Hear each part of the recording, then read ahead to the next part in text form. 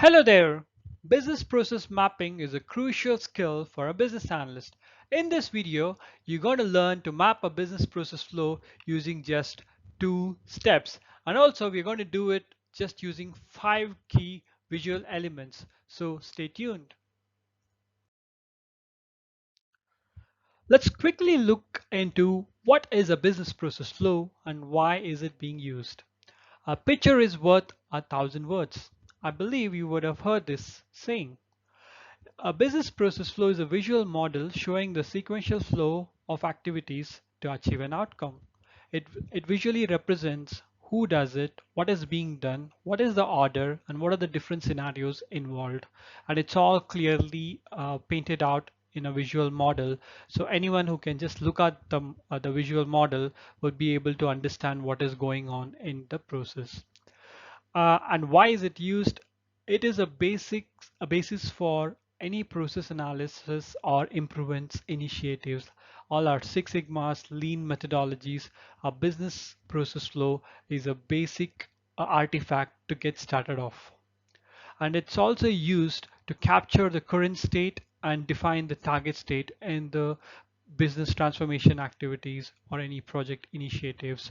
And this can also be used to gather requirements from the stakeholders. As we do in all our videos, we use a case study to drive the concepts behind.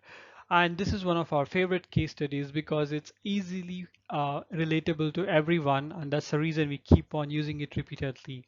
A movie theater, XYZ Cinemas, is looking to build a digital channel for allowing the customers to book their movie tickets online. This is particularly to replace the current process of the customer standing in the line to book their tickets. And as part of this initiative, Victor, the business analyst on the project, is tasked to map the existing business process so that the current state or the as a state can be captured before progressing further. We're going to look at the target state in the next part of the video, but in this video we are going to use this case study to map the current state business process. As stated earlier in the video, we are going to use just 2 steps to map the business process flow. Step number 1 is observation and note taking. Observation is a requirement gathering technique where a business analyst sits and observes the business process. So there are 2 types of observation technique. One is active and other one is passive. Active is where a business analyst sits and tries to understand the business process and asks clarifying questions during the process. Passive is the business analyst just takes the notes, records all the steps, and at the end asks the clarifying questions and ensures everything like make everything make sense on the notes he has taken up. So in this case study, we had Victor who is assigned to map the business process flow. So Victor makes an appointment to sit next to the staff at the ticket counter and observes so that he can understand what is the current business process. So these are the steps which Victor has listed down based on his observation, looking at a few customers who are making the booking. So the flow kind of goes like this. Step 1, customer walks to the ticket counter, asks for the tickets for a particular movie show. Step number 2, staff checks the system for availability, which can lead to a couple of scenarios. First one is if there's no tickets, then staff informs the customer that the tickets are not available. But if the tickets are available, then the staff clicks on a button which shows the available seats to the screen which is placed in front of the customer for their selection. Step number 3, customer selects the seat. Step number 4, staff confirms the seat and informs the amount due. Step number 5, customer makes the payment. And step number 6, staff once the payment is clear, the payment can be credit card, cash, or any other mobile wallet. Once that is completed, the staff prints the tickets and hands it over to the customer. And step number 7, customer receives the movie tickets. So this is in a high level. These are the steps which are involved in this business process. And Victor has made notes on the same. And Victor uses the passive observation technique. Once he has observed several customers, once all this has been recorded, then he has a chat with the staff, just goes through these steps to ensure that he has captured correctly, and clarifies a few of his doubts, and ensures that what he has captured is the accurate representation of what's happening. Here we go, step number 2. This is where we will be actually mapping out the business process flow using just 5 key elements.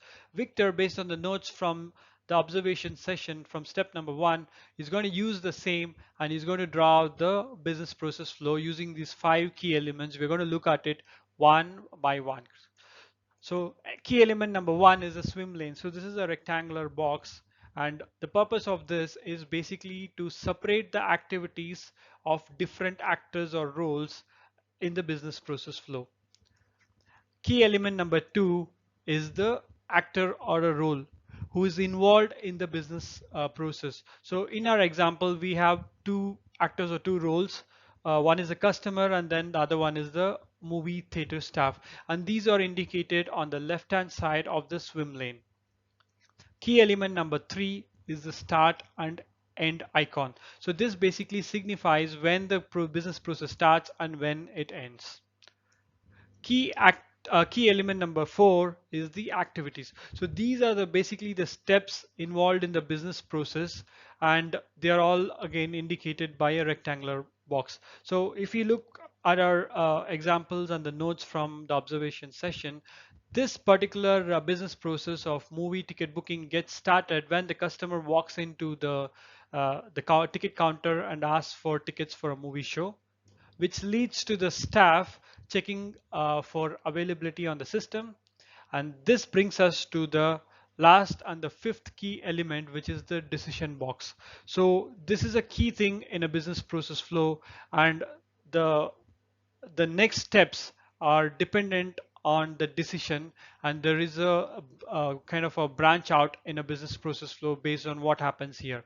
So let's see let's say the tickets are not available, and this brings us to a unhappy path scenario where the staff would inform the customer that the tickets are not available, and this brings us to the end of this business process flow, and this is the unhappy path.